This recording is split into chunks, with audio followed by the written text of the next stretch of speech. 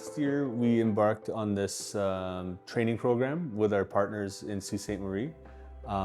Funding was achieved through CS MARI, which is Community Support, Multiculturalism, and Anti-Racism Initiative through Canadian Heritage.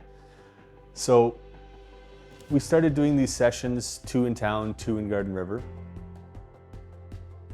It was really productive, well attended by municipal staff on the Sault Ste. Marie side.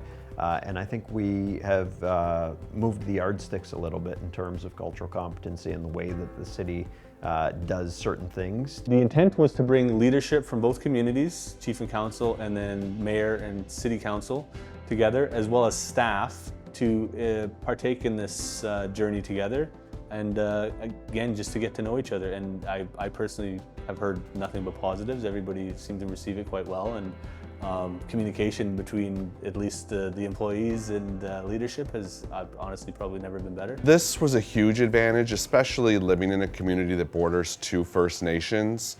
And I think a lot of it is when I moved here, they were kind of like these separate entities, you know.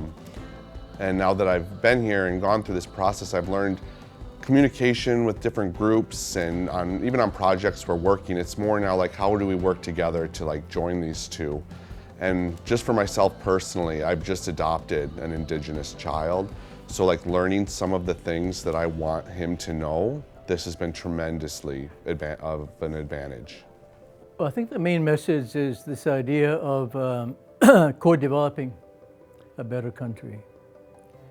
Doing it not through a lens of assimilation, but through a lens of coexistence. That means we would contribute in shaping the country with our ideas of human rights too. The human right to belong is a very important human right. Likewise, the human right to be different is very important. I am always willing to learn more. I'm always looking for more knowledge and better ways to serve every person in our community.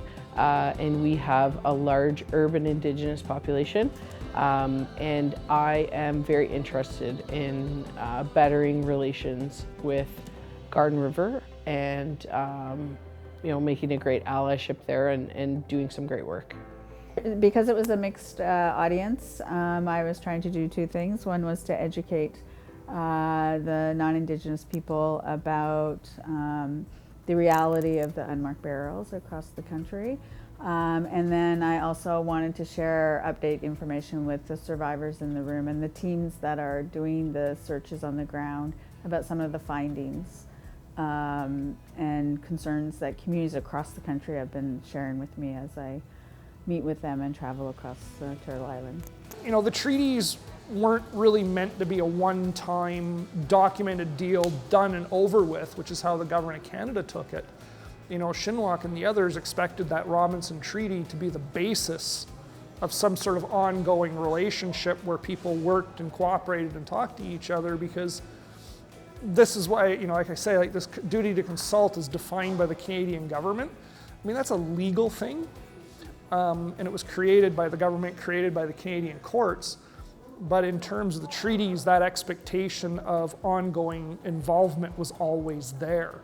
I want to learn more. Like, I was so happy they offered these 2 additional sessions, because I've learned more out of the sessions I've gone to than I have in my entire life growing up. Well, it's interesting because we want to invite Indigenous folks to participate in government, but government is the very thing that have hurt Indigenous people over and over again. So it's important for us as elected officials within colonization to figure out how to best serve these folks who are just trying to better themselves, and folks that we frankly have hurt in the past. You know, I want to see them reach their potential within our society, and events like this really help me understand the best ways to do that. We need to teach history. We need to teach treaties. We need to teach about the crimes against humanity and atrocities that happen. And then they also said, we can't make people competent. Only individuals can make themselves competent. And the elder said, all we can do is provide people with information and leave footprints for them to follow. One of the most beautiful things that I think that we can do is teach this history, recognize it, teach it, and make sure that it doesn't happen again. I think there was a commitment to continue this work on a go-forward basis. So whether it's regular touch points with our neighbors in Garden River or Batchewana, so that we can continue to build on the good foundation that these sessions have provided us.